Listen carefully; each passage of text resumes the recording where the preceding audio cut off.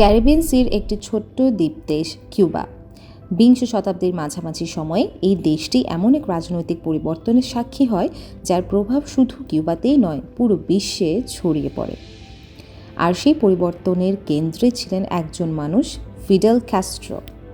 Fiddle ক্যাস্ট্রোর জন্ম 1926 সালের 13 August কিউবার Orient প্রভিন্সে। তিনি ল নিয়ে পড়াশোনা করেন এবং তরুণ বয়স থেকেই কিউবার পলিটিক্সে সক্রিয় হয়ে ওঠেন। সেই সময় কিউবার ক্ষমতায় ছিলেন ফুলগেন্সিও বাতিস্তা। 1952 সালে বাতিস্তা একটি মিলিটারি কুয়ের মাধ্যমে ক্ষমতা দখল করলে ক্যাস্ট্রো তার বিরুদ্ধে আন্দোলনে জড়িয়ে পড়েন। 1953 সালে ক্যাস্ট্রো এবং তার অনুসারীরা মনক্যাডা ব্যারাকসে হামলা চালান। অভিযানটি ব্যর্থ হয় এবং ক্যাস্ট্রো গ্রেপ্তার হন।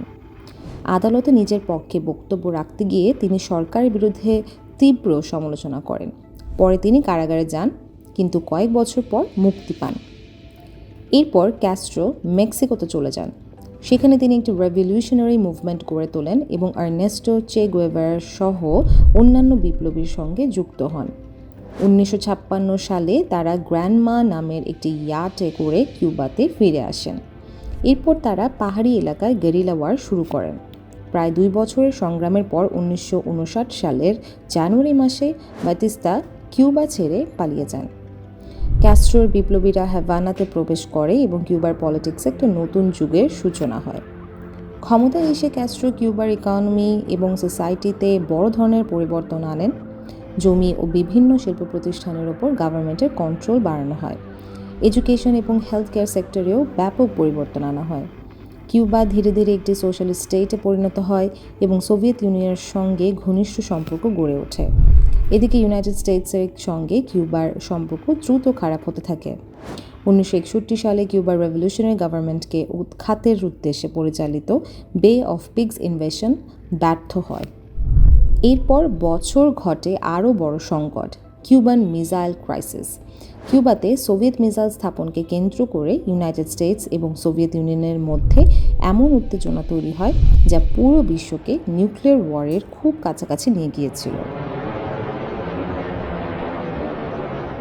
ফিডেল ক্যাস্ট্রোর শাসন নিয়ে আজও তীব্র বিতর্ক রয়েছে। তার সাপোর্টার্সদের মতে তিনি কিউবাকে ফরেন ইনফ্লুয়েন্স থেকে বের করে এনে এডুকেশন এবং হেলথ কেয়ারে গুরুত্বপূর্ণ অগ্রগতি করেছিলেন।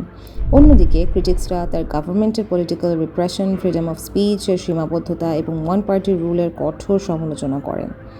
প্রায় 5 দশক কিউবার নেতৃত্ব দেওয়ার পর 2008 সালে ক্যাস্ট্রো আনুষ্ঠানিকভাবে প্রেসিডেন্টের পদ ছেড়ে দেন। এরপর তার ভাই রল ক্যাস্ট্রো প্রেসিডেন্ট হিসেবে দায়িত্ব গ্রহণ করেন। তবে ফিডেল ক্যাস্ট্রো কিউবার পলিটিক্সে একজন গুরুত্বপূর্ণ এবং প্রভাবশালী ব্যক্তিত্ব হিসেবে আরও কিছুদিন সক্রিয় ছিলেন। 2016 সালের 25 নভেম্বর 90 বছর বয়সে ফিডেল ক্যাস্ট্রো মারা যান। ফিডেল ক্যাস্ট্রো ছিলেন এমন একজন নেতা যাকে এক কথায় বিচার করা কঠিন। কারো কাছে তিনি রেভলিউশনের প্রতীক, আবার কারো কাছে তিনি দীর্ঘ অথরিটেরিয়ান রুলের প্রতিচ্ছবি। তবে একটি বিষয় নিশ্চিত, কিউবার হিস্ট্রি এবং কোল্ড ওয়ারের হিস্ট্রিতে ফিডেল ক্যাস্ট্রোর নাম চিরকাল গুরুত্বপূর্ণ হয়ে থাকবে।